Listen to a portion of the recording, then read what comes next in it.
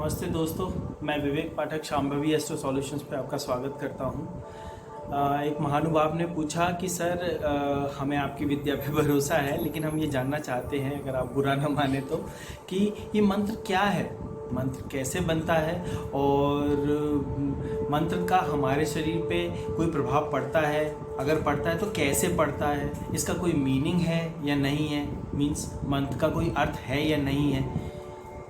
मैंने उनको बोला वेरी गुड, आपने अच्छा क्वेश्चन किया। आप एक स्केप्टिक पर्सन हैं जो अपनी बुद्धि के प्रयोग से लॉजिक जानना चाहते हैं, और जो कि एक बहुत अच्छी बात है। तो मैंने उनसे कहा, फिर मैंने ये एक बहुत ही अच्छा क्वेश्चन था, तो मैंने अपनी रिसर्च की, सारे फैक्ट्स को अरेंज किया और उसके बाद ये मैं वीडियो बना रहा हूँ। आप लोगों से रिक्वेस्ट है कि आप ये वीडियो अंत तक ज़रूर देखें, क्योंकि इसमें हम ये भी बताएंगे कि मंत्र क्या है, मंत्र कैसे बनता है, उसका कोई मीनिंग है कि नहीं। अंत में ये ज़रूर बताया जाएगा कि मंत्र को कैसे अप्लाई करना है, ये कैसे काम करता है हम पे। बिकॉज अगर ये आप एक बार समझ जाएंगे कि मंत्र हम पे काम कैसे करता है और उससे का क्या क्या प्रभाव पड़ता है, तो आई थिंक आप अपने मन में ये विश्वास जगा पाएंगे कि हमारी समस्याओं का समाधान मंत्र से संभव है और परमानेंटली संभव है। ठीक है, तो हम शुरू करते हैं ये वीडियो। मंत्र क्या है? मंत्र एक इंजीनियर्ड साउंड है, जिसे इस तरह से इंजीनियर किया गया है कि उसके कुछ उद्देश्य निर्धारित किए गए हैं कि उन उद्देश्यों की पूर्ति के लिए जब भी ये मंत्र एक पर्टिकुलर तरीके से, पर्टिकुलर फ्रीक्वेंसी में नंबर ऑफ टाइम्स सुना जाए, तो उससे ये फ़र्क पड़ेगा। ये होता है मंत्र। और बात आती है मंत्र का कोई अर्थ होता है या नहीं। देखिए, मंत्र का कोई अर्थ हो ये आवश्यक नहीं है, लेकिन साइकोलॉजिकल और सोशल ज़रूरतों को देखते हुए उसको कोई ना कोई अर्थ दे दिया जाता है उन शब्दों को। वो मैं आपको आगे चल के बताता हूँ। तो मंत्र का अर्थ होना आवश्यक नहीं है। जैसा फॉर एग्जांपल लम एक ऐसा बीज मंत्र है जो हमारे मूलाधार चक्र को, फर्स्ट चक्र को एक्टिवेट करता है। अगर उसे सही तरीके से, सही विधि से सुना जाए, सही परिस्थितियों को ध्यान में रखते हुए सुना जाए, तो वो हमारे पूरे जीवन की जो जर्नी है, उसे अपवर्ड जो जर्नी है, उस जर्नी की शुरुआत वहीं से होती है। उससे एक स्ट्रॉन्ग बेस एस्टेब्लिश होता है। तो लम, अब आप लम की बात करें तो लम का कोई अर्थ नहीं है, ये कोई शब्द भी नहीं है, ये केवल एक अक्षर है। आप इसका कोई मीनिंग नहीं निकाल सकते, तो उसका कोई मीनिंग नहीं है, बट उसको फिर भी एक most powerful, one of the powerful mantra में कन्वर्ट कर दिया गया है। तो मैं यही कहना चाह रहा हूँ कि ज़रूरी नहीं है उसका अर्थ हो। सेकंड, ये मंत्र बनते कैसे हैं, कैसे बनते हैं और क्या काम करते हैं, तो मैं आपको बताता हूँ। देखिए, मंत्र को बनाने की एक विधि होती है जो कि हमारे शास्त्रों में भी लिखी हुई है। सबसे पहले मंत्र डिज़ाइन किया जाता है, जैसा कि मैंने अभी बताया था कि कोई ऐसी लाइन, कोई ऐसा शब्द या कोई ऐसा अक्षर निर्धारित किया जाता है जिसका ज़रूरी नहीं है कोई अर्थ हो, लेकिन सोशल और साइकोलॉजिकल रीजंस के लिए हम उसका कुछ अर्थ देते हैं। जैसे मान लीजिए मैं कोई मंत्र बनाना चाहता हूँ अपने गुरु के लिए, तो कि ओम श्री गुरु चरण कमलेभ्यो नमः, है ना। मैं उसको, इस मंत्र का शाब्दिक अर्थ है मैं अपने गुरु के चरणों में वंदन करता हूँ। अब इसको ऐसे ही क्यों रखा गया? क्योंकि इसका साइकोलॉजिकल रीजन है। जब भी कोई इस मंत्र को पढ़ेगा और उसको इसका अर्थ बताया जाएगा, तो उसे लगेगा, हाँ, उसके अंदर वो फील आएगी कि हाँ, मैं अपने गुरु की शरण में जा रहा हूँ। तो ये कोई आवश्यक नहीं है कि ऐसा हो, लेकिन हमें हर व्यक्ति का लेवल देखना होता है। छोटे से छोटे इंटेलेक्ट वाले पर्सन को समझना होता है। तो सोशल रीजन के कारण हमने उसको एक अर्थ दे दिया। अदरवाइज मैं उसका सिंपल अर्थ, कोई भी शब्द पकड़ सकता था जो पहले से ऑलरेडी कोई मंत्र ना हो। फॉर एग्जाम्पल गुरु। अब गुरु कहने से कुछ नहीं होता, बट उस गुरु को ही मैं एक पर्टिकुलर विधि में अगर फ्रीक्वेंसी के साथ करूंगा तो वो भी एक मंत्र बन जाएगा। तो इस तरह से डिफाइन किया जाता है उस मंत्र को, उस साउंड को, अभी वो मंत्र नहीं बना है, उस साउंड को डिफाइन किया जाता है। साउंड डिफाइन हो गया, अब उसको एक पर्पस दिया जाता है।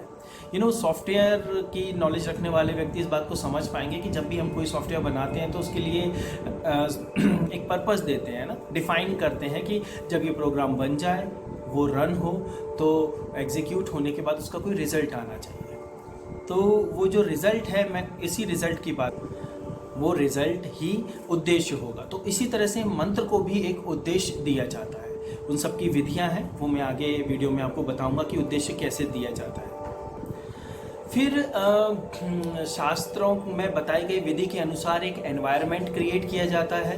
उस एनवायरनमेंट में मल्टीपल प्रोसेसेस की जाती हैं, जिससे फॉर एग्जांपल वो वन ऑफ द प्रोसेसेस की हम शुरुआत हमेशा श्री गणेश से करते हैं। तो गणेश जी की आराधना, अंबिका जी की आराधना, शिव की आराधना करते हुए, सभी देवी देवताओं की आराधना करते हुए पांचों जो तत्व हैं, जल, अग्नि, वायु, आकाश और धरती, इन सभी तत्वों को का आह्वान करते हुए एक ऐसा एनवायरनमेंट क्रिएट करते हैं। तब वो जो साउंड हमने डिफाइन किया है, उस साउंड की का उद्देश्य क्या है, कितना बड़ा उद्देश्य है, उस हिसाब से उसको कितनी बार बोला जाना है ताकि वो सिद्ध हो जाए। क्योंकि उस साउंड को मंत्र बनाने के लिए उसे सिद्ध करना पड़ेगा। सिद्ध करना मतलब उस प्रोग्राम को का साइकिल कंप्लीट करके वो पूरा प्रोग्राम पूरी तरीके से बिना किसी बग के क्रिएट कर दिया जाए।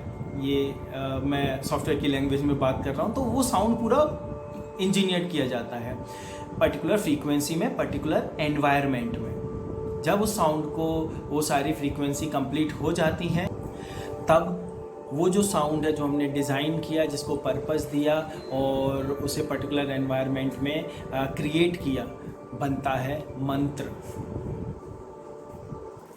तो जब वो मंत्र बन जाता है, उसका उद्देश्य निर्धारित हो जाता है, तो जब भी उस मंत्र को कोई सुनेगा बताई गई विधि के अनुसार, बताए गए तरीके से, तो वो मंत्र उसको असर करेगा। तो कभी वो मंत्र, वो सिचुएशन पे डिपेंड करता है। कुछ लोगों को एक साइकिल से काम हो जाता है उस मंत्र के, कुछ लोगों को उनकी समस्याओं के या उद्देश्य की पूर्ति हेतु उसे एक साइकिल से ज़्यादा बार करना पड़ता है। वो डिपेंड करता है किसी एस्ट्रोलॉजर पे, या वो एस्ट्रोलॉजर जिसे आप डॉक्टर भी कह सकते हैं, वो बताएगा, वो प्रिस्क्राइब करेगा कि आपकी सिचुएशन के हिसाब से आपको वो मंत्र या कोई भी मंत्र कितनी बार सुनना है। अब बात आती है कि ये मंत्र ठीक है, सही हैं, इफ़ेक्टिव हैं, बट हमारे शरीर पे काम कैसे करते हैं, वो लॉजिक हमें जानना है। तो इसका आंसर है, जब मैंने रिसर्च की तो काफ़ी सारी बुक्स पढ़ी, ह्यूमन एनाटॉमी वगैरह और बहुत सारे, और उसमें से जो सबसे इम्पॉर्टेंट बुक मुझे लगी वो एस्ट्रोलॉजी एंड डक्टलेस ग्लैंड्स, ये ऑगस्टा फॉस हिंडल ने लिखी है। और आप करीबन 150 साल पहले, 1838 के आसपास, तो उन्होंने सभी तरह की डॉक्टरी की थी, सभी तरह की जो भी अवेलेबल थी, सभी तरह की डॉक्टरी करने के बाद उन्होंने ये, जब वो इंडिया आई तो डॉक्टरी करने के लिए उन्होंने आयुर्वेदिक डॉक्टर भी बनना था। तो उसके लिए उनकी एक शर्त रखी गई उनके सामने कि आपको अगर आयुर्वेद का डॉक्टर बनना है तो उससे पहले आपको एस्ट्रोलॉजी को जानना होगा। तो उन्होंने एस्ट्रोलॉजी पढ़ी, फिर आयुर्वेद पढ़ा और एलोपैथी वगैरह, होम्योपैथी वगैरह सब उनने पढ़ी, तब जाके एक बुक लिखी। उस बुक का सार ये है कि जो कि हमारे शास्त्रों में भी लिखा है, वही उन्होंने लिखा कि हमारे शरीर में 9 डक्टलेस ग्लैंड्स होती हैं, जो ये निर्धारित करते हैं कि हम कैसे दिखेंगे, हमारी हाइट क्या होगी, हमारा कलर कैसा होगा, हम बात कैसे करेंगे, हमारा दिमाग कैसा होगा, ओवरऑल हमारा इम्यून सिस्टम कैसा होगा, हमारी सारी चीज़ें, हर काबिलियत, हर सर्वाइवल प्रोसेस, वो सारी चीज़ें उस पर डिपेंड करेंगी।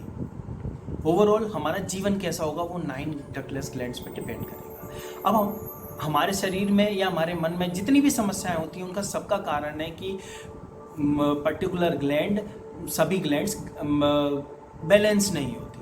उनसे निकलने वाले जो हार्मोन्स हैं वो डिसाइड करते हैं कि हम कैसे रिएक्ट करेंगे जीवन में, उसका सारा प्रभाव उन हार्मोन्स का होता है। अब जब मैंने रिसर्च की तो मुझे पता चला कि करेंट मेडिकल साइंस पे इसका कोई सॉल्यूशन नहीं है। अगर आपके कोई इम्बैलेंसेस होते हैं हार्मोनल सेक्रेशन में, तो बस वो बाहर से इंजेक्शन या टैबलेट्स देना शुरू कर देते हैं और आप उस पर डिपेंड हो जाते हैं। This is not a solution. ये एक तरह की बैसाखी होती है, सॉल्यूशन नहीं होता। इससे कोई भी ग्लैंड आपकी बैलेंस नहीं होगी। अब मैं आपको बता रहा हूँ उसका परमानेंट सॉल्यूशन होता है साउंड से।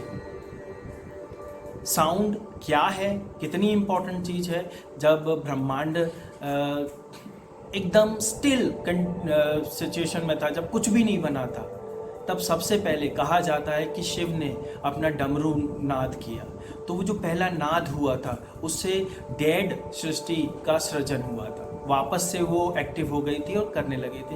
ये हमारी स्टोरीज़ हैं, ये बहुत ही ऑथेंटिक और सही हैं अगर हम इनसे इनके सांकेतिक बातों को समझ पाएँ तो come on to the ductless glands. तो जब ये जो साउंड है, हर एक ग्लैंड को पर्टिकुलर साउंड एक्टिव करता है, क्लिक करता है, ट्रिगर करता है। तो इसमें कोई हार्मोन नहीं दिया जाता, वो सीधे उस पर ट्रिगर करता है, उस पर्टिकुलर ग्लैंड पे। जब आप उसे सही तरीके से सुनते हैं और पूरी तरह से सुनते हैं तो उसके बाद वो धीरे धीरे करके आपकी ग्लैंड खुद से एक्टिव हो जाती है। जब एक्टिव होती है, देखिए ग्लैंड या तो ओवर एक्टिव होगी या कम एक्टिव होगी या डेड होगी, तो वो तीनों ही सिचुएशन में बैलेंस नहीं होती है और ये साउंड उन्हें बैलेंस करते हैं। तो आपकी दवाइयाँ छूट जाती है। मेरे पास कई ऐसे केसेस आते हैं जहाँ मैं उन्हें साउंड थेरेपी देता हूँ। उनकी कुंडली देखने के बाद उनकी ऐसी बीमारियाँ सही हुई हैं जो ग्लैंड से रिलेटेड थी। किसी को थायराइड है, किसी को कोलेस्ट्रॉल है, किसी को पेनक्रियाज की सिचुएशन है, इंजेक्शन लेना पड़ता है रोज़। तो 10 में से 4, 10 में से 3 लोगों को पूरी उनकी हेल्थ रिस्टोर हुई है, वापस से मिली है। तो ये साउंड उन डकलेस ग्लैंड्स को एक्टिव करते हैं और आपको हेल्थ वापस देते हैं। तो आई होप ये वीडियो आपको पसंद आया होगा और इससे रिलेटेड कोई भी आपका अगर क्वेश्चन है, कितना भी स्केप्टिक हो, कितना भी प्रैक्टिकल हो, लॉजिकल हो, मैं आपसे रिक्वेस्ट करूँगा आप मुझे कांटेक्ट कीजिए। आपके पास डिटेल्स हैं, मेरा फ़ोन नंबर 9977884772 और विवेक पाठक एस्ट्रो पे आप जाके मेरा वीडियो सब्सक्राइब कर सकते हैं। वहाँ पे और भी वीडियोस हैं जो आपको काफ़ी जानकारी देंगे। और आपके क्वेश्चंस का और आपके सपोर्ट का बहुत बहुत धन्यवाद। ओम नमः शिवाय।